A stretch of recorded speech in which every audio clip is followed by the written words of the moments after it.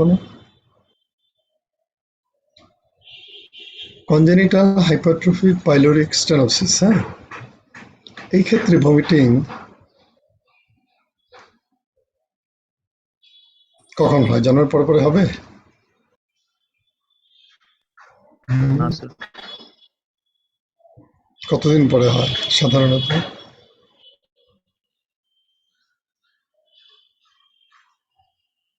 জন্মের পরে পরে যদি হয় তাহলে কি মনে করব?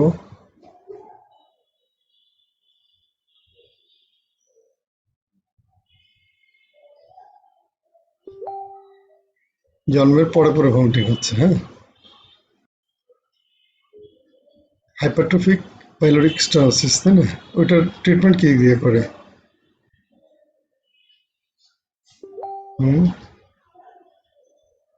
হাইপারট্রফিক পাইলোরিক স্টেনোসিস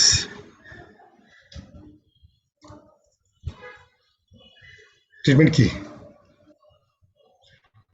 ঠিক একই ধরনের অপারেশন হয় অ্যাকালেসিয়া অফ দি কার্ডিয়াতে, হ্যাঁ, তাই না?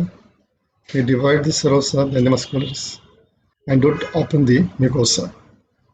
যখন এটা করা হয় in the lower end of the esophagus, এটাকে বলে কার্ডিওমায়োটমি। আর যখন করা হয় ইন দি পাইলোরাস তখন কি বলে এটাকে? আমি এমনি ডিসকাস করতে দিই, তো কমন কোয়েশ্চেন পরীক্ষা কিন্তু এরকম। Sir র্যামস্টেটস operation. পাইলোরোমায়োটমি, একটা হলো র্যামস্টেটস, কোনটা? এটা পাইলোরোমায়োটমিটা। পাইলোরোমায়োটমি। আর কার্ডিওমায়োটমি যেটা in case of achalasia of the cardia. মনে রাখার কতগুলো উপায় আছে, বুঝছো? তুমি দেখবে একটা মানুষের সাথে হঠাৎ দেখা হয়েছে, নাম মনে নেই তোমার, কিন্তু তোমার কাছে ঠিকই মনে পড়বে যে তাকে কমলাপুর স্টেশনে তার সাথে আমার দেখা হয়েছিল একদিন। এরকম যে তোমার এই কমলাপুর স্টেশন আর কামাল উদ্দিন যদি মনে রাখার চেষ্টা করো তখন দেখবে যে কিছু কিছু এরকম লিঙ্ক, অথবা এই ভদ্রলোক আমার বন্ধু, হ্যাঁ আমার বন্ধু প্রিন্স, ওর নামের সাথে এর একটা মিল আছে, তার ভিক্টর, হ্যাঁ লোক ভদ্রলোকের। তখন দেখবে কানেক্ট, যখন তুমি লিঙ্ক রাখবে তখন দেখবে মনে থাকে, কারণ নাম মনে রাখা, কোনো প্লেস মনে রাখা, কোনো একটা ইনসিডেন্স মনে রাখা। পড়ার সময় তোমরা এরকম অ্যাকালেসিয়া অব দি কার্ডিয়ার সাথে ডিজিজের সিমিলারিটি আছে, কোলন একটা ডিজিজ, তাই না? ওইটার নাম হাইপার হার্সপ্রাংস ডিজিজ, তাই না? Or congenital megacolon. অপারেশনে you have to remove the ganglionic segment of the colon. আবার অপারেশনের সিমিলারিটি আছে achalasia of the cardia with hypertrophic pyloric stenosis, congenital hypertrophic pyloric stenosis. এই ক্ষেত্রে পাইলোরোমায়োটমি করা হয় মাসেল লেয়ার পর্যন্ত, আর এক জায়গায় করা হয় কার্ডিওমায়োটমি মাসেল লেয়ার পর্যন্ত। একটা র্যামস্টেটস অপারেশন, আরেকটা হলো হ্যালার্স অপারেশন। এইটা কিন্তু এক্সামিনারদের খুব প্রিয় প্রশ্ন। এখন তুমি একটু ট্রায়াঙ্গুলার ইয়ে দিয়ে যদি মনে রাখো, তাহলে তুমি দেখো যে অ্যাগাংলিওনিক সেগমেন্ট ইসোফেগাসেও থাকে, অ্যাগাংলিওনিক সেগমেন্ট কোলনে থাকে। ইসোফেগাসে অ্যাগাংলিওনিক সেগমেন্টটা থাকে কনস্ট্রিক্টেড, ডাইলেটেড সরি, আর in case of colon aganglionic সেগমেন্টটা থাকবে কনস্ট্রিক্টেড। কিন্তু অপারেশন দুইটা আবার সেম না। আবার অপারেশন দিয়ে যদি মনে রাখি, in case of hypertrophic pyloric stenosis, এই ক্ষেত্রে serosa and mucosal layers are splitted, but the mucosa is left undisturbed. In case of lower end of the esophagus, we call it cardiomyotomy or Haller's operation. In case of hypertrophic pyloric stenosis, we call it Ramsted's operation or pyloromyotomy. তাহলে এই triangular ইয়ে দিয়ে তুমি যখন মনে রাখবে তখন তিনটা ডিজিজই তোমার মনে থাকবে, একটার সাথে আরেকটা কানেক্টেড থাকবে। আর জন্মের সাথে সাথে বমি হওয়া মানে হলো there is agenesis or atresia, তাই না? তাহলে কমন অ্যাট্রেসিয়া কোন জায়গায় হয় যার জন্য ভমিটিং হতে পারে? আবার একটা হতে পারে ভমিটিং না, রিগার্জিটেশন হয়, খাওয়ার সাথে সাথে কিছুই গিলতে পারে না, রিগার্জিটেট করে। আরেকটা হলো খাইতে পারে কিন্তু পরবর্তীতে ভমিটিং হয়। তাহলে কোন জায়গায় সেটা কোন জায়গায় বলতে হবে, কোন ক্ষেত্রে? Duodenum. Esophageal atresia, there will be, they cannot swallow, and after every feeding, a patient regurgitates, the baby regurgitates. In case of duodenal atresia, patient will vomit. তাই না? তাহলে অ্যাট্রেসিয়া ক্ষেত্রে পেশেন্টের it is immediately after birth patient will starts vomiting or regurgitation. But in case of hypertrophic pyloric stenosis, usually this occurs after 3rd week, and commonly it occurs between the 3rd and 7th week after birth. তাই না? আমরা নিশ্চয়ই এগুলো পড়াইছি। আবার কিছুদিন পরে গিয়ে দেখা গেল যে মেকোনিয়াম আটকে যেতে পারে, তাই না? এটা আবার জন্মের সাথে সাথে হতে পারে, কিছুদিন পরে হতে পারে। এরকম কতগুলো নাম আছে, oesophageal atresia, duodenal atresia, hypertrophic pyloric stenosis, meconium ileus. হ্যাঁ, মেকোনিয়াম আইলিয়াস আবার আরেকটা সিস্টেমিক ডিজিজের সাথে সম্পর্কিত। ওই ডিজিজের নাম কি? মেকোনিয়াম, ডেফিনেটলি এগুলো নুরুল আলম স্যার পড়াইছেন মেকোনিয়াম আইলিয়াস। মেকোনিয়াম আইলিয়াস আমি ডিসকাস করতেছি জাস্ট পরীক্ষার বিষয়গুলি। হ্যাঁ, meconium ileus is the result of a systemic disease. ওই ডিজিজটার নাম কি? Cystic fibrosis. Good. Or fibrocystic disease of the pancreas, তাই না? এই ক্ষেত্রে মূল প্রবলেমটা হয় all the সিক্রেশনস become thick sticky. মা কি কমপ্লেন করে এই বাচ্চাদের?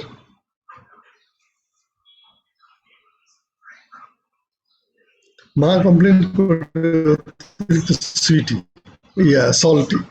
বাচ্চাকে কিস করলে দেখা যায় যে বেশি সল্টি মনে হচ্ছে, কারণ যে সোয়েট গ্ল্যান্ডের সিক্রেশনটা ওইখান থেকে রিঅবজর্পশন বেশি হয়ে ঠিক হয়ে যায়, কনসেন্ট্রেটেড হয়ে যায়, ইউরিন কনসেন্ট্রেটেড থাকে, প্যানক্রিয়াটিক সিক্রেশন, ইন্টেস্টাইনাল সিক্রেশন, এই সবগুলো কনসেন্ট্রেটেড থাকার জন্য দেখা যায় যে there is meconium becomes very thick and that leads to intestinal obstruction.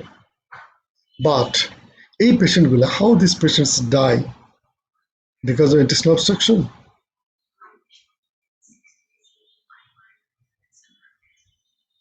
বলতে পারবে? এবং আমাদের বইতে দেখবে যে সাধারণত they don't reach the 19th birthday, they don't reach their 19th birthday, এরকম একটা কথা আছে। এর আগে বাচ্চাগুলো মারা যায়। কিভাবে মারা যায়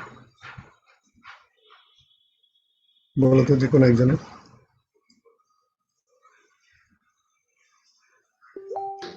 So body swelling থেকে হতে পারে। আর এরা মারা যায় রেসপিরেটরি ইনফেকশন থেকে। ব্রঙ্কিয়াল সিক্রেশন গুলো স্টিকি থাকে, very repeated recurrent respiratory infection হয়, and they die from respiratory infection. ঠিক আছে, এটা আমাদের মূল চ্যাপ্টার না, আমি একটু তোমাদেরকে is there any foreign students? তোমরা ফরেনার কেউ আছো? Yes, sir. Yes, sir. Yes, sir. Nadir and Muhammad. Ibrahim, sir. Yeah, Ibrahim. Ibrahim and Nadir. Yes, sir. Yes. You from Palestine, Yes, sir. but you are staying here. Yes. Here in Bangladesh, sir. You're staying in Bangladesh too. And Yes, sir. other foreign students? Yes, Any sir. other?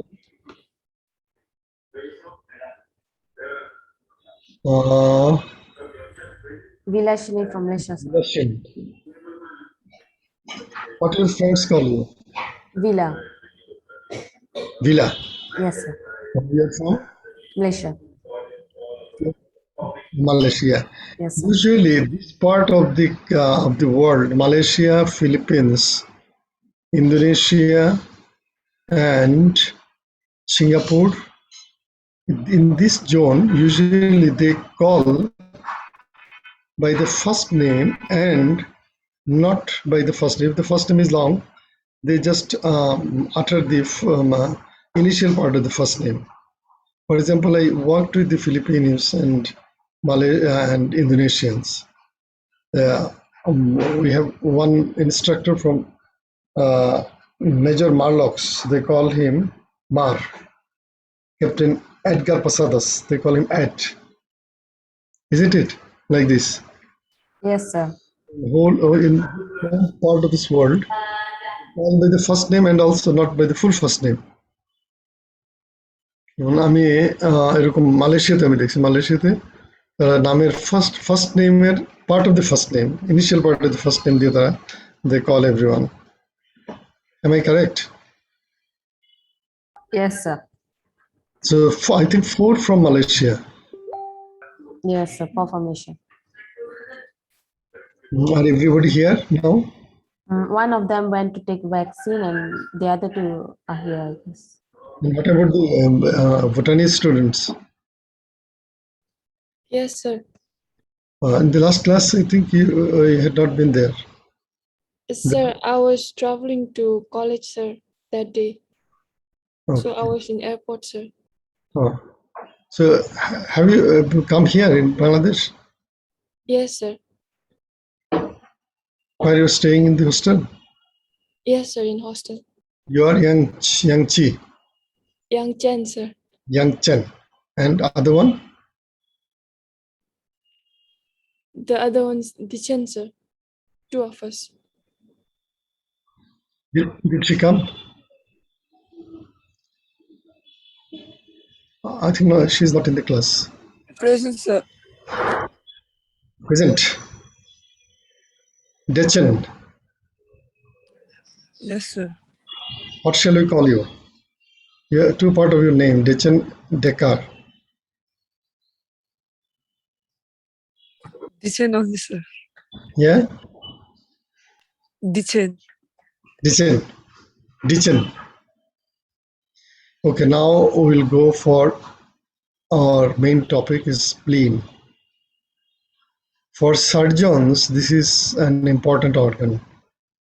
If you want to be a surgeon during a training period, very frequently you will find splenomegaly patients and splenic injury patients. Surgeons are mainly concerned with splenectomy, how to prepare the patient for splenectomy, and how to manage the patient after splenectomy. And what about the spleen, its structure, its function, everything, I think it has been taught by the physicians. And also the function of the spleen and the causes of splenomegaly, enlargement of spleen. So these questions are given in medicines. But in surgery, we are concerned about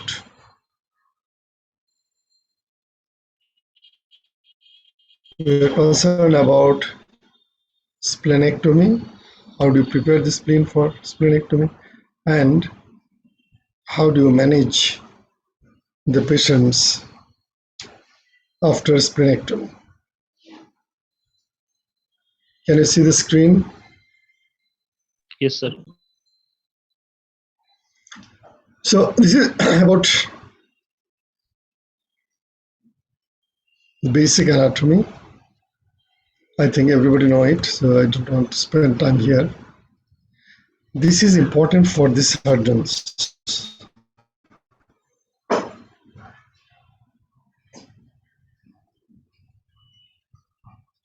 This is important for the surgeons is because splenic artery, you have to ligate it, whether it is laparoscopic or open splenectomy. So this is very important, and this is tortuous, arises from the celiac and runs along, this is important, upper border of the body and tail of the pancreas. So in case of electric splenectomy, open case, we try to ligate the splenic vessels here along the upper border of the pancreas.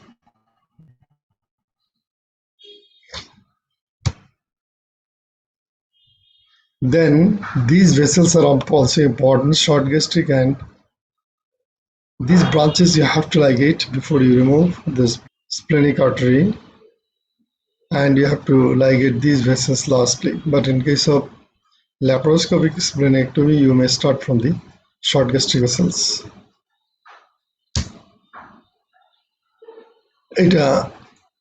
This is important because the splenic vein joins which vein to form the portal vein? Superior mesenteric vein. Vein just behind the neck of the pancreas. আমাদের জন্য এটি important কেন? তোমরা যখন ইন্টার্নশিপে you will go to for your internship training and then you'll assist the operation, Whipple's operation. Then you'll find that we pass from below and from above the pancreas, behind the pancreas, and separate the pancreas from the portal vein at the junction of the superior mesenteric and splenic vein. And this is the most critical part of the operation. And we decide whether this operation can be done or cannot be done, as because if you cannot separate it from the superior mesenteric vein, that indicates it is inoperable case. Lymphatics দিয়ে আমি আর কথা বলতে চাই না. This is important কেন? এই celiac plexus যখন involved হয়ে যাবে, then the pain is radiates to the back. যখন the malignancy involves the celiac plexus, then there is intractable back pain. And also in case of acute pancreatitis, when it presses the celiac plexus and the pressure is increased in the retroperitoneum, then the pain radiates to the back. So this is the gross anatomy, and this is important for us. The splenic artery that lies along the upper border of the spleen. Our splenic vein থেকে আমরা portal vein থেকে separate করি here.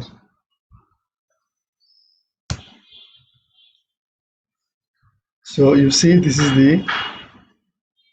behind the stomach, and you can see here the splenic artery, it is a tortuous artery, go there, and portal vein is formed at this place of the neck of the pancreas. So these are the divisions of the splenic vein and splenic arteries, and these are the short gastric vessels. This is important as because the division of the short gastric vessel causes temporary ischemia to this part of the stomach that leads to two complications. বলতে পারবে কেউ কি complication হতে পারে? But the stomach has got huge blood supply, so the collaterals, ultimately the collaterals will come here and the venous circulation will be established. But in the immediate postoperative period, 1 day or 2 days, this devascularization of this part leads to two complications. Number one, acute gastric dilatation. And to prevent that, কি করতে হবে তাহলে? বলো একজনে। Gastric dilatation যদি prevent করতে হয় অথবা গ্যাস্ট্রিক ডাইলেটেশনে পেশেন্টের ভমিটিং হবে, এটার জন্য কি করতে হবে? আর number 2, patient may develop bleeding or hematemesis. Because of this ischemia to the mucosa may slough out. যে hematemesis হচ্ছে কিনা এটা আমি দেখতে পারবো, এবং at the same time আমি স্টমাকটাকে রেস্ট দিতে পারবো। তাহলে কি করতে হবে? এই দুইটা প্রিভেন্ট করার জন্য অথবা মনিটর করার জন্য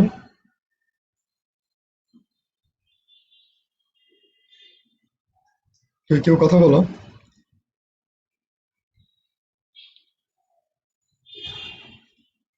আমার এখানে নাম দুজনেরই উঠতেছি, ইয়ানচেন and ডিচেন।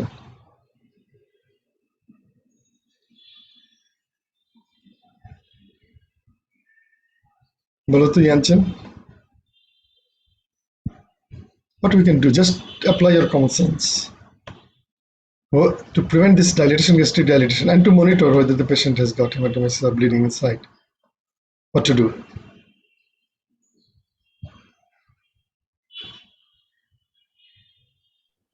Sir, no idea. No idea. Dichen, Sir, short gastric ligation. sorry? হ্যাঁ বলো। Short gastric arteries ligation. You have to do that. করবোই তো আমরা, হ্যাঁ। So you put it in nasogastric tube. So in every case of splenectomy, you must put a nasogastric tube. এটা দুইটা purpose serve করবে, it will prevent gastric dilatation and you can monitor whether the patient has got bleeding from the stomach. ঠিক আছে, তাহলে এইগুলাকে আমরা you have to ligate. যদি আমরা এইটাকে ওপেন কেসে ফার্স্ট লাইগেট করি তাহলে এইটাকে আমরা সবার শেষে লাইগেট করব, শর্ট গ্যাস্ট্রিক ভেসেলস। আর যদি ল্যাপারোস্কোপিক্যালি শুরু করো, you may ligate these vessels first, আর এখানে এসে পরে you will apply stapler.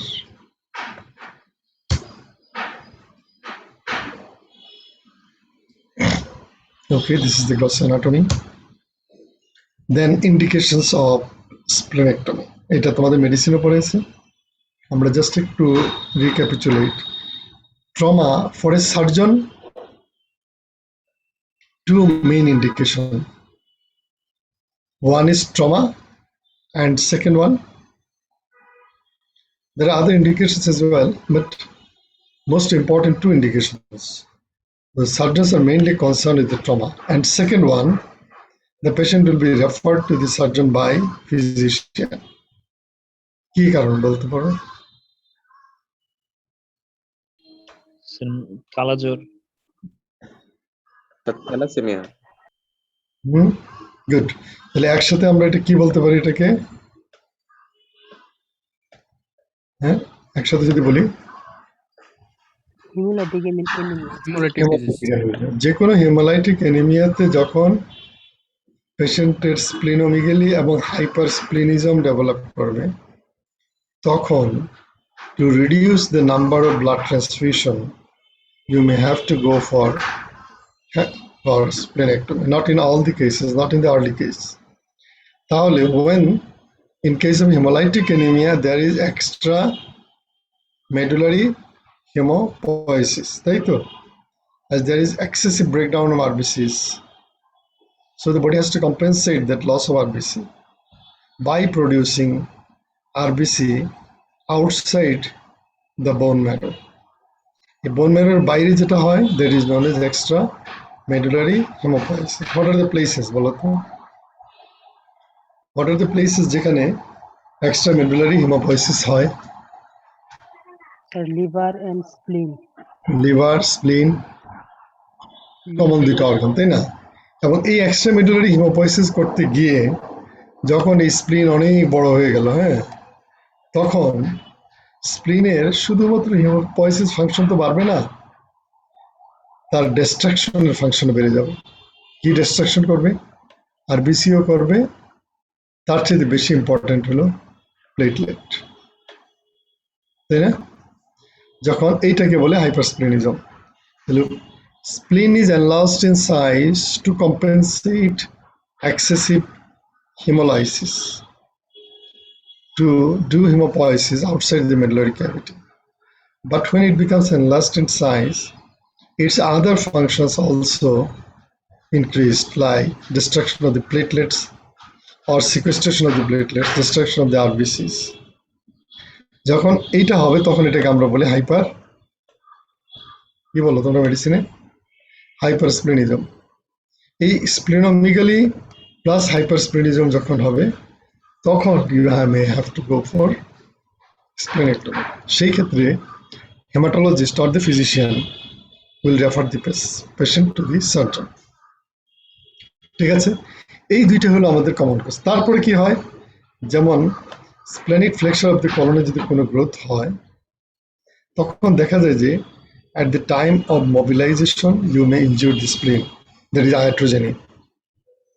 অনেক সময় টোটাল গ্যাস্ট্রেক্টমি করতে গিয়ে যদি তুমি দেখো the growth is attached to the spleen, you may have to remove the spleen. অথবা তোমার ইসোফেজিয়াল ক্যান্সারে ইসোফেগাসকে মোবিলাইজ করতে গিয়ে sometimes you may tear the pancreas.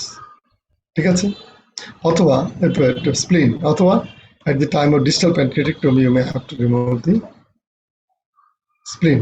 তাহলে দেখো এই সারাউন্ডিং অর্গানগুলো অপারেশন করতে গিয়ে, যেমন কোলনের ক্ষেত্রে মেবি লেফট হেমিকলেক্টমি, স্টমাকের ক্ষেত্রে গ্যাস্ট্রেক্টমি, ইসোফেগাইটিসমি, and pancreas.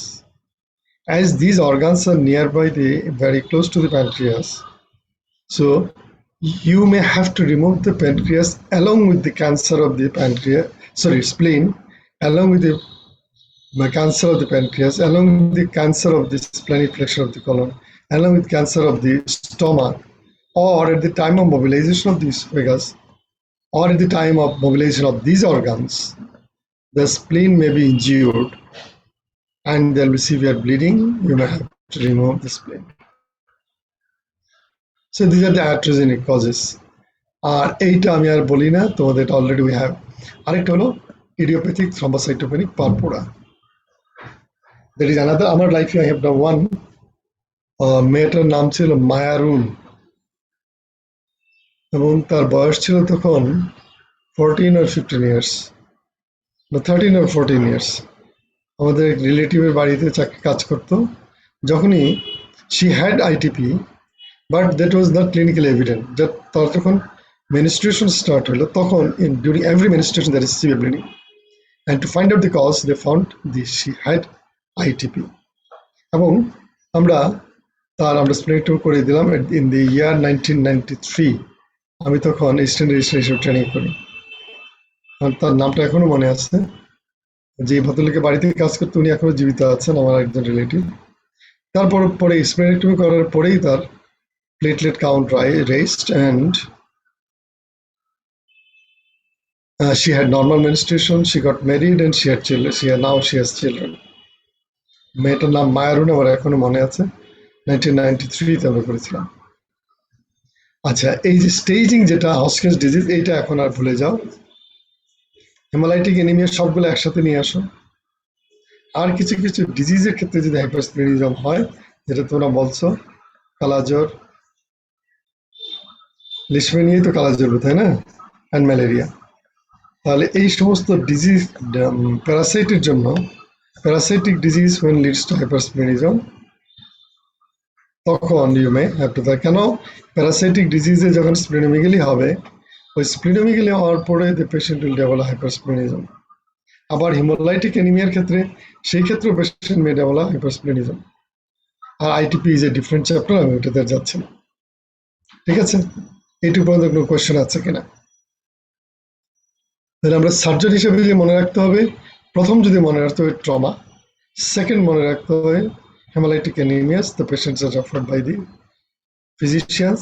থার্ড যদি মনে রাখতে হয় তখন অন্য অর্গান রিমুভ করার জন্য সময়ের, for example left hemicolectomy growth in the splenic flexure or during mobilization of the stomach is a carcinoma stomach, during the removal of the distal pancreas or esophageal carcinoma। তারপরে আসবে আমাদের idiopathic thrombocytopenic পারপোরা। এই চারটা মনে রাখো। বাকিগুলো parasitic ডিজিজে splenectomy আমি did not have any experience, theoretically মনে রাখতে পারো। ঠিক আছে, তাহলে আমরা আরবিসি যদি ধরি তাহলে হেমালাইটিক অ্যানিমিয়া, প্লেটলেট যদি ধরি তাহলে আইটিপি, ক্যান্সার যদি ধরি other cancers of the surrounding organs, আর হলো ট্রমা। ঠিক আছে, স্টেজিং অফ দ্য ডিজিজ বইতে লেখা থাকতে পারে, but it is not done, কারণ স্টেজিং এখন MRI and CT scan are very good investigations to stage any malignancy or lymphoma।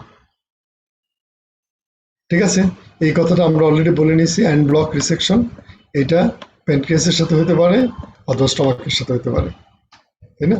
কারণ আমরা যদি অ্যানাটমিতে যাই, দেখো এইখানে দেখো,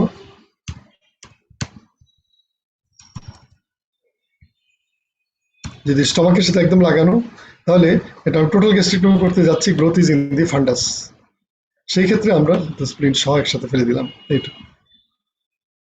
ঠিক আছে, অথবা আমি যদি ডিস্টাল প্যানক্রিয়াটেক্টমি করতে যাচ্ছি, প্যানক্রিয়াস এখানে দেখা যাচ্ছে মোবিলাইজ করা যাচ্ছে না, সেপারেট করা যাচ্ছে না ফ্রম দি প্যানক্রিয়াস, অথবা সেপারেট করার সময় দেয়ার প্যানক্রিয়াসটা টিয়ার হয়ে গেল, স্প্লিনটা টিয়ার হয়ে গেল, or you cannot separate the pancreas from the spleen, সেই ক্ষেত্রে অ্যান ব্লক রিমুভাল।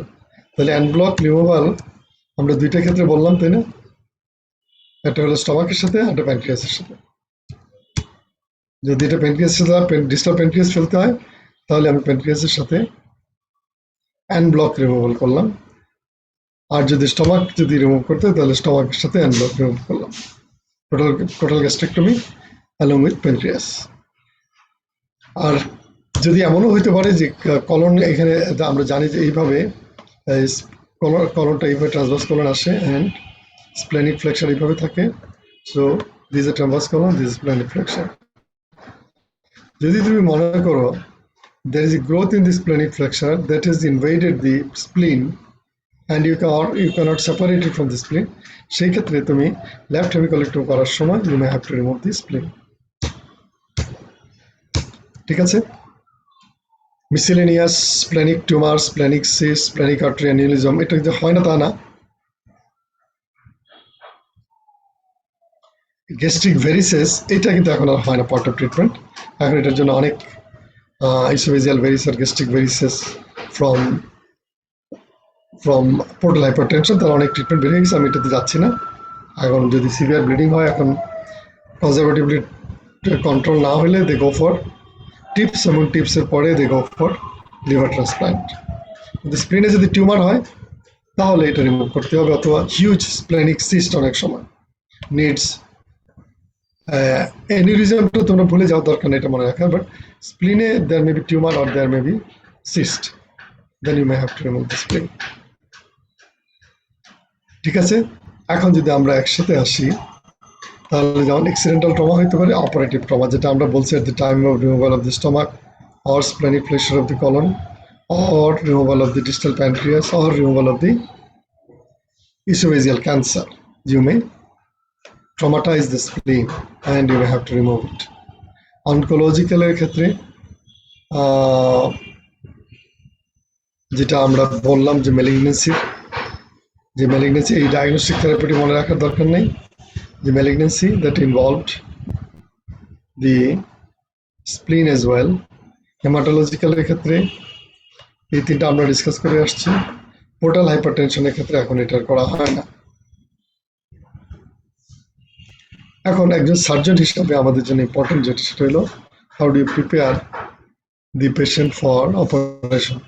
এইটা যদি জানতে হয় তোমাকে জানতে হবে পোস্ট অপারেটিভ কমপ্লিকেশন কি হয়, why we are going for splenectomy। এটা যদি তুমি জানো, then you can prepare the patient for splenectomy। তাহলে প্লেটলেট কাউন্ট দেখে নিতে হবে, কোয়াগুলেশন প্রোফাইল করে নিতে হবে। আমি আর ডিটেলসে যাচ্ছি না, তোমরা জানো what does it mean। You may need transfusion of blood, you may need fresh frozen plasma transfusion, you may need precipitate, or you may need platelet aggregates or platelet concentrates, তাই না? যদি এখানে থ্রম্বোসাইটোপেনিয়া যদি হয় তাহলে platelet transfusion করবো। পেশেন্টের need antibiotic প্রোফাইলেক্সিক, কেন এটাতে আমরা পরে আসতেছি। এইটা এই কারণে পোস্ট স্প্লেনেক্টমি সেপসিস। এখন বলো তো, to prevent infection what is the role of spleen?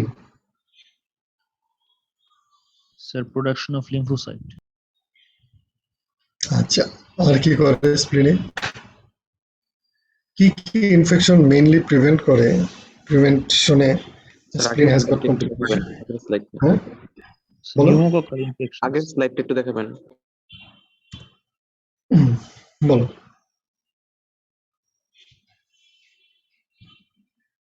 Sir mainly pneumococcal infection গুলো স্টাডি করে। নিউমোকক্কাল, তাই না? আর কি আছে? তার মানে এদেরকে আমরা কি বলি? ক্যাপসুলেটেড অর্গানিজম, তাই না? Yes sir. এবং ক্যাপসুলেটেড অর্গানিজম যদি ম্যাক্রোফেজ গুলো তাকে যদি এনগালফ করতে হয়, they needs opsonisation, and spleen contributes opsonization of these organisms তার ভিতরে নিউমোকক্কাস, মেনিঙ্গোকক্কাস, হেমোফাইলাস, এই তিনটা বেশি ইম্পর্টেন্ট। ঠিক আছে, তাহলে আমি এইটাতে পরে আমি আসতেছি। তাহলে যখন when there is no spleen, these patients they are liable to develop, more vulnerable to develop pneumococcal infection, hemophilus infection, meningococcal infection. Splenectomy কিভাবে করা যায়, ওপেন এবং ল্যাপারোস্কোপি, এটা তোমাদের জাস্ট নামটা মনে রাখলে হবে, তোমাদেরকে ধরবে না কিভাবে করবে। তাহলে ওপেনের ক্ষেত্রে incision, it may be midline incision, it may be left subcostal incision, it may be left pyramidal incision, it may be rooftop incision, তাহলে বিভিন্ন ধরনের তোমাদের ধরবে না। আর these are the ports for laparoscopic splenectomy. ল্যাপারোস্কোপিতে পেশেন্টকে এইভাবে লেফট ল্যাটারাল পজিশনে গিয়ে অপারেশন করা হয়, so that the colon and all the viscera they goes away from the spleen. এবং তখন ফার্স্ট স্টেপ এইখানে the short gastric vessels, second step upper ব্রাঞ্চটা, থার্ড স্টেপ মাঝখানেরটা, ফোর্থ স্টেপ এটা, অথবা একবার এখানে স্টেপলার বসায় দেওয়া হয় all the vessels. তো তোমাদের জন্য এই যে দেখাচ্ছে যে এখানে সবগুলো branch, splenic artery, splenic vein একসাথে স্টেপলার দিয়ে বন্ধ। এই জন্য একটা দেখো এখানে 12 মিলিমিটার, এখানে 12 মিলিমিটার একটা পোর্ট করতে হয়, যেটাতে আমরা স্টেপলার ঢুকাতে পারবো। তারপরে স্টোমাকটাকে কিভাবে বের করা হয়, স্প্লিনকে সাধারণত ম্যাসারেশন করে ব্যাগের মধ্যে নিয়ে রিট্রিভাল ব্যাগ, আর এর ভিতর দিয়ে ভাইব্রেটর দিয়ে এটাকে ডিস্ট্রয় করে তারপরে সাকশন সাকার দিয়ে রিমুভ করে। এটা তোমাদের জন্য দরকার নেই, এটা মনে আসতে পারে যে এত বড় স্প্লিন কিভাবে রিমুভ করবে। তো take it in a bag, and এই ব্যাগের মুখ দিয়ে through this 12 millimeter port, the mouth of the bag is taken out, and then through that area you will divide or you will macerate the spleen. এটা একটা semi solid হয়ে যাবে, then you remove by suction. ঠিক আছে, তাহলে এখানে ওপেনের ক্ষেত্রে দেখানো হয়েছে যখন ট্রমা হয় তখন কিভাবে রিমুভ করা হয়। ট্রমার ক্ষেত্রে you have to do the operation rapidly, এই জন্য midline incision is preferred, and at the same time through midline incision you can do a survey of all the interperitoneal organs, whether there is any other injuries as well. ঠিক আছে, finally এটা remove করার পরে finally এখানে স্টেপলারটা বসাই দেওয়া হয় স্প্লিন remove করার জন্য। এইটা তোমাদের জন্য, সার্জনদের জন্য এবং সার্জারি পরীক্ষার জন্য important this part. What are the post-operative complications of splenectomy and how you can remove post-splenectomy opportunistic organism infection? তাহলে একটা হতে পারে প্রাইমারি হ্যামোরেজ, তাই না? Next, gastric mucosal damage. কিভাবে ড্যামেজ হবে? Because of the ligation of the কোন vessels, ligation of which vessels will lead to mucosal damage or mucosal ischemia. Mucus will slough out and lead to hematemesis, but that will again regenerate the mucosa because the stomach has got huge blood supply from the left gastric, right gastric, left gastric fluid, right gastric fluid, and esophageal vessels. তাহলে কোন vessel ligate করার জন্য patient develop haematemesis? Short gastric artery. Short gastric vessels. Gastric dilatation same. This is because of the mobilization and ligation of the short gastric vessels. Left basal atelectasis during removal of huge spleen. When you mobilize the spleen, it is in contact with the left dome of the diaphragm, and you will ligate some of the vessels there. You will mobilize the spleen. It may be adherent with the undersurface of the diaphragm, and during this mobilization, during this handling, there may be atelectasis of the base of the left lung, and because of this maneuver, there may be some pleural effusion on the left side. Sir left বেজাল অ্যাটেলেকটেসিসটা বুঝিনি। বুঝছেন না? Suppose তুমি মনে করলো যে there is you are removing a huge spleen, বিরাট বড় একটা স্প্লিন ছিল, হিউজ স্প্লিন, এবং এই হিউজ স্প্লিনোমেগালি এই পার্টটা it is in contact with the diaphragm, left dome of the diaphragm, তাই না? দিস রাইট ডোম, এখানে ধরো তোমার হার্ট আছে, হ্যাঁ, এই লেফট ডোম অফ দি ডায়াফ্রামের সাথে এটা অ্যাডহারেন্ট হয়ে আছে, এই জায়গাটা অ্যাডহারেন্ট হয়ে আছে। কাজে তুমি যখন when you are separating it from the left dome of the diaphragm, these adhesions you are separating these adhesions, and some of the vessels they are connected between the spleen and the যখন long standing splenomegaly থাকবে তাহলে এখানে কিছু vascularisation হবে from the diaphragm to the spleen and from the spleen to the diaphragm, তাহলে এই ভেসেলগুলোকে তুমি divide করলে কিছু, and এই adhesions তুমি সেপারেট করলে। Because of this mobilization, because of this handling, এখানে একটা ইনফ্লামেটরি রিঅ্যাকশন হবে। এই জন্য এইখানের প্লুরাতে there will be some collection in the pleura, and এইখানে movement of the left dome of the diaphragm যখন রেস্ট্রিক্টেড হয়ে যাবে, is because you have done some maneuver with the left dome of the diaphragm. এই যে left dome of the diaphragm এটা separate করলে, because of this maneuver, because of this handling, the movement of this part of the diaphragm এটা restricted হয়ে যাবে, কিছুটা হলেও কমবে for the time being.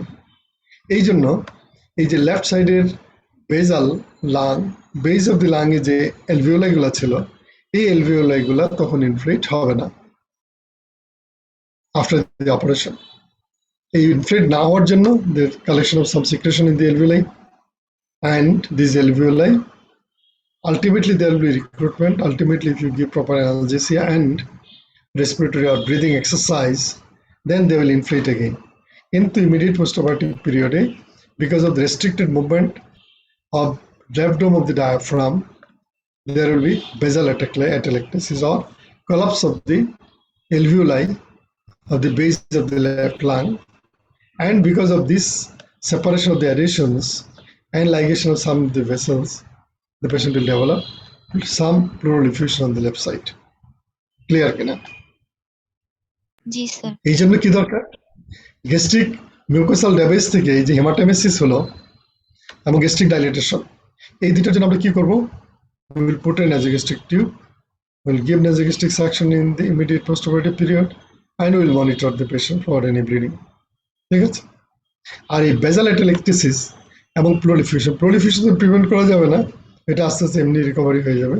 But বেজাল অ্যাটেলেকটেসিস কিভাবে প্রিভেন্ট করতে পারবো আমি বলছি already, you give proper analgesia, adequate analgesia after the operation, and ensure breathing exercise. এই জন্য তোমরা যখন ইন্টার্ন হিসেবে যাবে, আমাদের কিন্তু practice of surgery is very good, but to follow the principles of surgery এটা কিন্তু আমাদের ভেরি পোর। এটার জন্য নট ডক্টরস বা ট্রেনিজ আর নট রেসপন্সিবল। আমি বলবো যে আমরা যারা ট্রেনার or যারা সিনিয়র টিচার্স তারা আমি মনে করি এটার জন্য দায়ী, যে অ্যাসেপটিক টেকনিক এনশিওর করা। তোমরা দেখবে আমি মেনশন করি না, জিন্দা বাজার, রিকাবি বাজার বাজার করে আসলাম, ঈদের বাজার করে এসে শার্ট প্যান্টের উপর দিয়ে নিমা পরে ফেললাম, গাউন পরে অপারেশন করে চলে আসলাম। অথবা মেয়েরা কিছু মনে করো না, অনেক ফ্যামিলি আছে শাড়ি পরে বাজার টাজার করে শাড়ির উপরে দিয়ে একটা প্লাস্টিক অ্যাপ্রন পরে গাউন পরে সিজারিয়ান করে অপারেশন চলে গেলাম। অনেকে আছে অর্নামেন্টস হাতের মধ্যে থাকে, এটাও খুলে না। এটা দিস আর ভেরি আনফর্চুনেট, কারণ তোমাকে if you want to do surgery তাহলে তোমাকে শাড়ি চেঞ্জ করেই তোমাকে ঢুকতে হবে, সালোয়ার কামিজ চেঞ্জ করেই তোমাকে থিয়েটার ড্রেস পরে তোমাকে ঢুকতে হবে। If you don't do that, you have done just injustice, or rather you have done crime for the patient. কারণ there are some principles of surgery যেটা তোমাকে ফলো করতেই হবে if you want to take a knife in your hand. ছুরি হাতে নিতে গেলে ওই প্রিন্সিপাল তোমাকে ফলো করতে হবে। আমি ছেলে না মেয়ে, you have to forget that. And for the time being, For that period of time, you are a surgeon. তুমি মেল না ফিমেল এটা আর কনসিডার করার কোনো সুযোগ তোমার নেই। এবং এইটা আমাদের সমস্যা হয় কি পোস্ট অপারেটিভ পিরিয়ডে, যে ম্যানেজমেন্টটা ইমিডিয়েট পোস্ট অপারেটিভ পিরিয়ডে এটা তোমাকে শুরু করতে হবে, এবং rather you have to start it before the operation. রুগীকে বলতে হবে, আমি এই পার্টিকুলার অপারেশন যদি বলি, রুগীকে বলতে হবে আপনার স্প্লিনটা এখানে আছে, আমরা এটা রিমুভ করব। কেন? যদি ট্রমা হয় তাহলে ট্রমার জন্য, যদি টিউমার হয় টিউমারের জন্য, যদি হেমালাইটিক ডিসঅর্ডারের জন্য হেমালাইটিক ডিসঅর্ডার থেকে আমি জানিয়ে নিলাম স্প্লিন is an organ that lies in that part of your abdomen, your tummy, and we'll remove that. After removal, we'll remove that by laparoscopy or by open procedure. You may have, your stomach may become distended, so we'll put in a gastric tube. Don't worry, we'll remove you after 1 or 2 days. Your left lung may not work properly, so you have to take deep breath after the operation as soon as you are fit, and we'll provide you adequate analgesia, and you have to provide that, whether it is narcotic or NSAID or combination. Or you may put a epidural catheter there and give epidural analgesia after the operation. Well, it may be regional or epidural analgesia, it may be narcotic analgesia, it may be NSAID, it may be combination of all three. But you have to ensure proper analgesia, তা না হলে রোগী শ্বাস নেবে না। তাহলে রোগীকে বলতে হবে আপনার ব্যথার ওষুধ আমরা দিব, আপনাকে লম্বা লম্বা শ্বাস না নিলে আপনার লেফট লাংটা আলটিমেটলি ওখানে নিউমোনিয়া হয়ে যাবে। Atelectasis will lead to pneumonia if the alveoli are not recruited or not inflated after the operation. ঠিক আছে? আর trauma to the adjacent structure, এটা আমি বলছি না, অ্যাডজাসেন্ট যা যা স্ট্রাকচার আছে এটা মনে রাখলেই হবে। It may be colon, it may be stomach, it may be pancreas. Late complication কি হতে পারে? তাহলে দেখো, আমি যদি greater curvature of the stomach or fundus of the স্টমাকে যদি ইনজুরি করি, তাহলে এখান থেকে একটা ফিস্টুলা হতে পারে। অথবা প্যানক্রিয়াসে যদি টেইল যদি আমি ইনজুরি করি, ওটা ওপেন রেখে আসি, তাহলে প্যানক্রিয়াস থেকে ফিস্টুলা হতে পারে। তাহলে fistula may develop from the stomach, fistula may develop from the pancreas. অথবা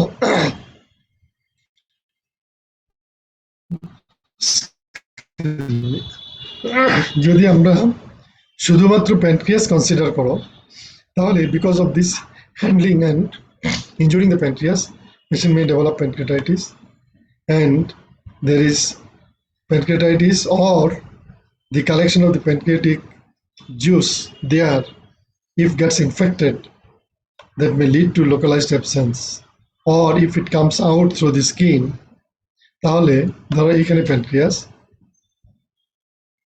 এখানে আমার স্প্লিনটা, স্প্লেনেক্টমি করতে গিয়ে আমি প্যানক্রিয়াসে ইনজুরি করলাম, তাহলে এই হ্যান্ডলিং এর জন্য প্যানক্রিয়াটাইটিস ডেভেলপ করতে পারে একটা। অথবা এখান থেকে প্যানক্রিয়াটিক জুস এখানে কালেকশন হয়ে গেল, এইটা ইনফেক্টেড হয়ে এখানে একটা অ্যাবসেস ফর্ম করতে পারে। অথবা এইটা যদি অ্যাবসেসটা অর প্যানক্রিয়াটিক জুস পেশেন্টের উন্ডের ভিতর দিয়ে বের হয়ে আসে বাইরে স্কিনে, তাহলে এই প্যানক্রিয়াসের সাথে একটা ফিস্টুলা হয়ে যেতে পারে আপনার, তো ডেভেলপ প্যানক্রিয়াটিক ফিস্টুলা। ক্লিয়ার কিনা এটুকু বলা? এগুলো মুখস্থ করার কিছু নাই। If your understanding is clear, if your conception is clear, তাহলে জাস্ট ওইখানে অর্গানগুলো চিন্তা করলেই তোমার দেখবে এই কমপ্লিকেশনগুলো মাথায় চলে আসবে।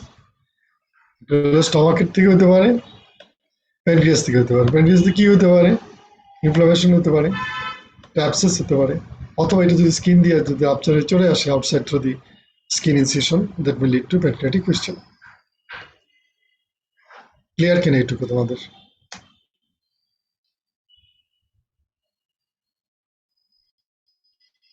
Yes, sir.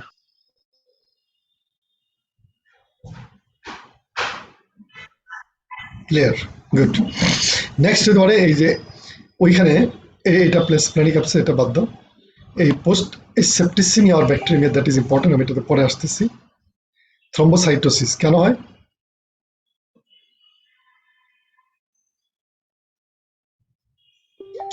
সবগুলোই হতে পারে। পেশেন্ট মে লিউকোসাইটোসিস হতে পারে, থ্রম্বোসাইটোসিস হতে পারে, অথবা পেশেন্ট মে হ্যাভ, এটাকে কি বলে যদি আরবিসি বাড়ে? Polycythemia, sir. Polycythemia. ঠিক আছে, তাহলে পেশেন্টের কারণ spleen is responsible for destruction of the WBC for RBC and platelets mainly. So when the destruction or normal destruction of the thrombocytes is not there, so platelet count will go up. Normal destruction of RBC is not there, so RBC count will go up. তাই না? এই জন্য long term follow up is needed. Splenectomy করে রোগী ছাড়তে পারবে না, কিছুদিন পর পর তোমার কাছে এসে পেশেন্ট তার ব্লাড কাউন্ট, ফুল ব্লাড কাউন্ট করে তোমাকে দেখাইতে হবে।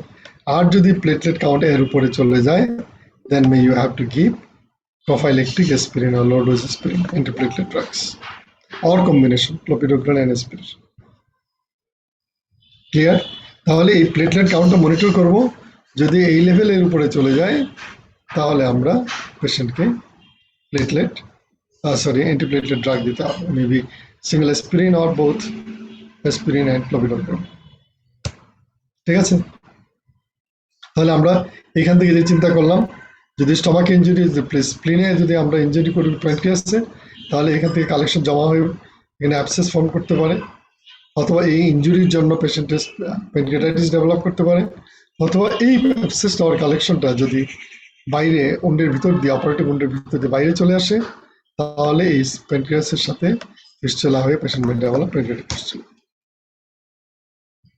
ঠিক আছে, আচ্ছা এখন গ্যাস্ট্রিক ডাইলেটেশন যদি হয় তাহলে কি হবে? আমি এনজি টিউব দিলে কিন্তু এটা will not find gastric dilatation. যদি না দাও তাহলে অ্যাবডোমিনাল পেইন হবে, আপার অ্যাবডোমিনাল ডিস্টেনশন হবে, পেশেন্টের কপিয়াস ভমিটিং হবে, এবং এই ভমিটিং এর জন্য patient may develop circulatory collapse.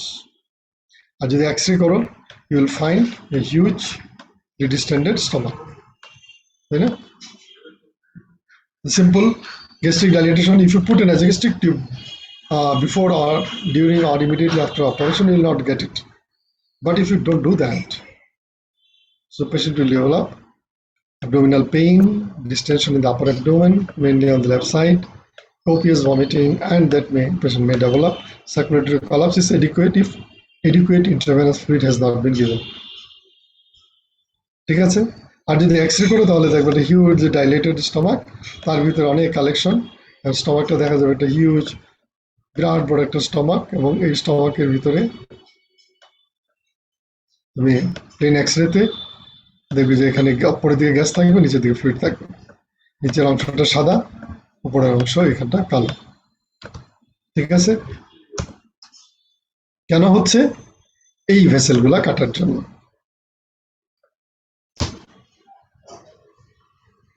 ঠিক আছে,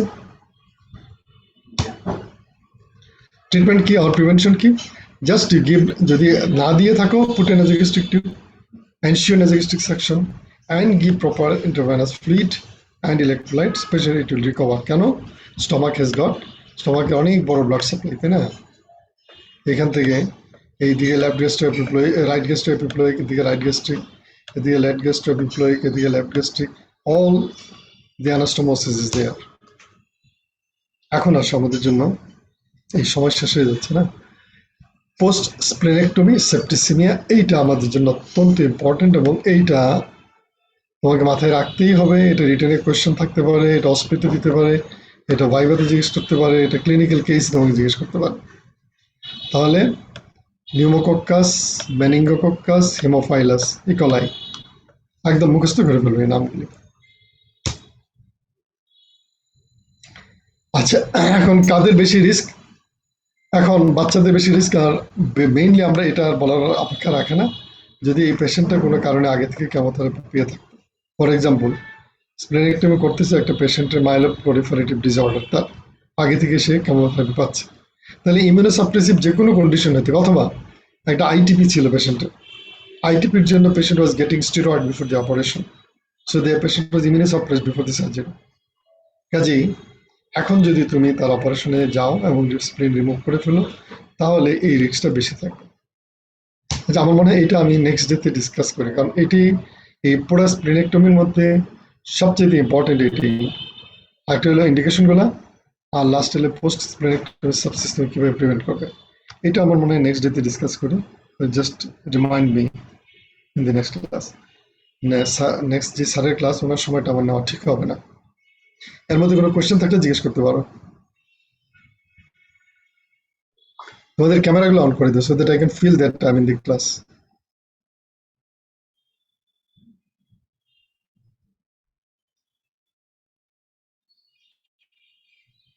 Provided if you are not in such a state that you cannot open your video.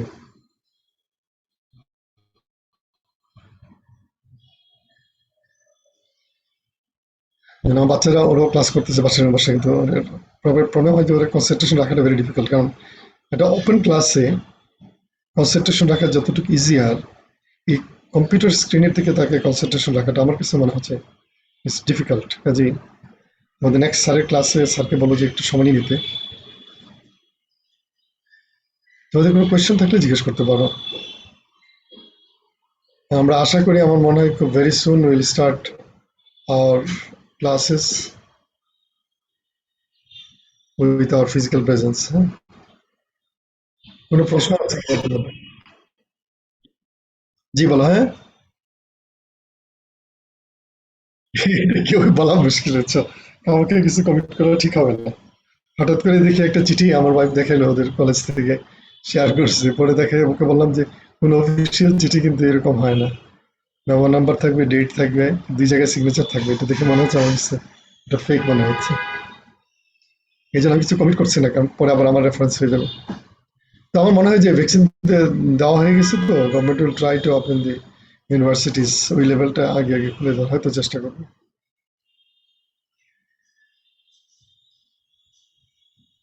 তো তোমরা তো যে নভেম্বরে পরীক্ষা দিবে তাই না? তাহলে সেপ্টেম্বর, অক্টোবর, নভেম্বর না হোক ডিসেম্বর, জানুয়ারিতেও যদি হয় তাহলে আমি মনে করবো যে ইউর গেইনার। কারণ গত পরীক্ষাটা আমরা একটু রিস্ক নিয়ে নিতে হয়েছে, এবং আমি ব্যাটসাইডে পরীক্ষা নিয়েছি, তোমরা হয়তো জানো, অন্য মেডিকেল কলেজগুলোতে নেয় নাই। আমি বলছি আমি ব্যাটসাইডে পরীক্ষা নেবো এই কারণে, দেখো যেমন ধরো আমাদের সার্জারিতে ফেল করেছে আউট অফ 180 স্টুডেন্টস 10 জন, 2 জন অনার্স পেয়েছে। এখন আমি যদি ব্যাটসাইডে পরীক্ষা না নিয়ে আবার রুমে বসে পরীক্ষা নিতাম, তাহলে এটা সমালোচনা হইতো যে উনি এত স্টুডেন্ট পাস করে গেল, পরীক্ষা একটা ভুয়া পরীক্ষা নিয়েছে, উনি তো ব্যাটসাইডেই যায় না। এই জন্য ইভেন আমি আই ওয়াজ দি মানে সিনিয়র মোস্ট এক্সামিনার, সবচেয়ে বয়স্ক ব্যক্তি, তারপরে আমি ব্যাটসাইডে পরীক্ষা নিচ্ছি যাতে আমার পরীক্ষাটা যেন প্রশ্নবিদ্ধ না হয়। তোমাদের সময় আমরা চেষ্টা করবো যাতে রেজাল্ট খুব ভালো হয়। কোনো প্রশ্ন আছে তোমাদের? আমরা আশা করি একদম মানে স্বাভাবিক ক্লাস নিয়ে তোমাদের স্বাভাবিক ব্যাটসাইডে পরীক্ষা নেওয়া, আমরা স্বাভাবিক।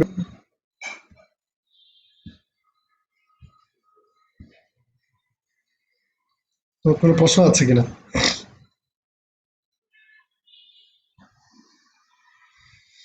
এটুকু পর্যন্ত। আর নেক্সট যে পোস্ট স্প্লেনেক্টমি সেপসিসটা আমরা খুব ভালো করে এটা পড়বো, কারণ এটা তোমার সারা জীবনের জন্য প্রয়োজন। তোমার আত্মীয় স্বজন হইতে পারে, তুমি মেডিসিনে থাকলেও তোমার পেশেন্টকে তুমি যখন আমার কাছে পাঠাবে সার্জারিতে, তখন তুমি পেশেন্টটাকে আগে থেকে প্রিপেয়ার করাই যদি পাঠাও, আগে থেকে ভ্যাকসিন দিয়ে পাঠাও, তাহলে দেখবে যে পেশেন্টকে আর ওয়েট করা লাগবে না। আর অপারেশন করলাম, তোমার মেডিসিনের তোমার রুগী, তুমি পাঠাইলে আমার কাছে স্প্লেনেক্টমির জন্য, তারপরে আবার তোমার কাছে ব্যাক করলো, পরবর্তীতে পোস্টপ্লেনেক্টমি সেপসিস প্রিভেন্ট করার জন্য তোমার আন্ডারে রুগী থাকবে, তুমি ফিজিশিয়ান হইলে। কাজে এইখানে তুমি ভবিষ্যতে ফিজিশিয়ান হবে, না গাইনোকোলজিস্ট হবে, না সার্জন হবে, পিডিয়াট্রিশিয়ান হবে, তোমার কিন্তু এইটা তোমাকে ম্যানেজ করতেই হবে। তোমার একটা পেশেন্ট স্প্লেনেক্টমি করা প্রেগনেন্ট হলো, সাপোজ তুমি গাইনোকোলজিস্ট, তখন তোমাকে কিন্তু ওই কেয়ারটা নিতেই হবে, তার জন্য পোস্টপ্লেনেক্টমি সেপসিস না হয়। প্রেগনেন্সিতে রিস্কটা বেশি থাকবে। ঠিক আছে, কোনো প্রশ্ন নেই? পরের ক্লাসটা কোন স্যারের? স্যার কে আসছেন?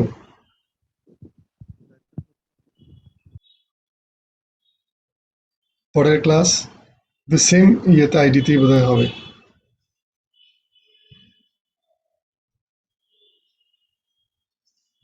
কার ক্লাস ছিল? তোমরা পাও নাই নোটিস? স্যার স্যার আসসালামু আলাইকুম স্যার।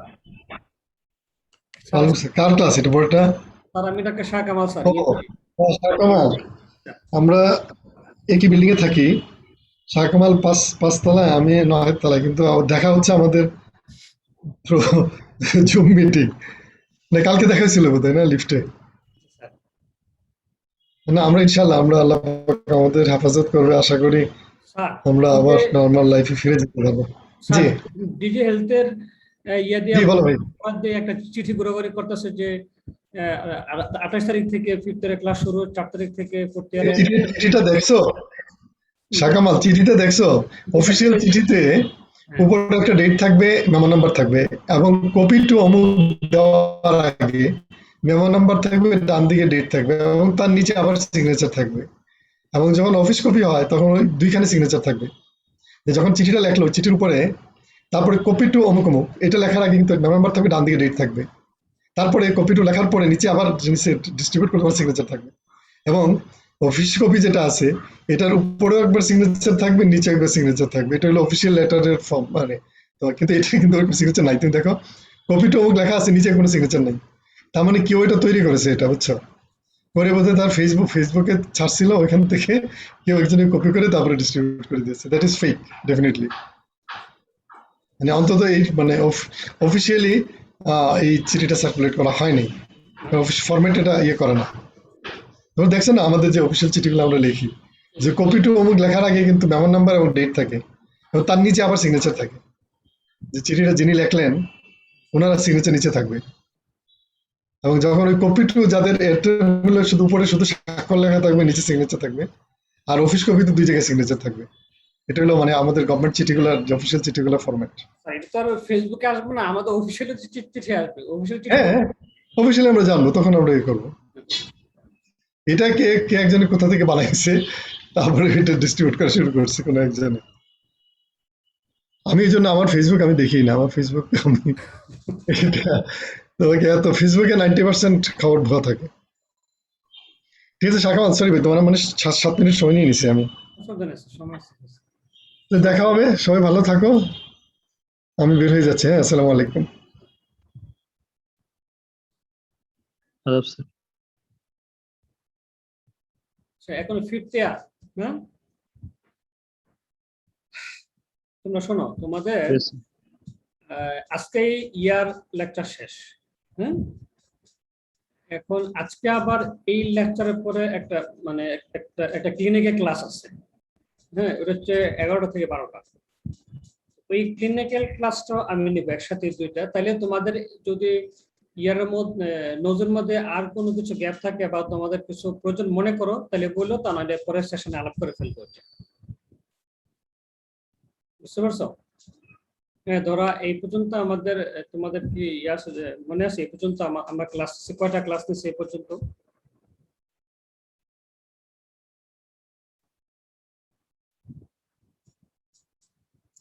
বলতে পারবা এই পর্যন্ত আমরা কয়টা ক্লাস নিয়েছি?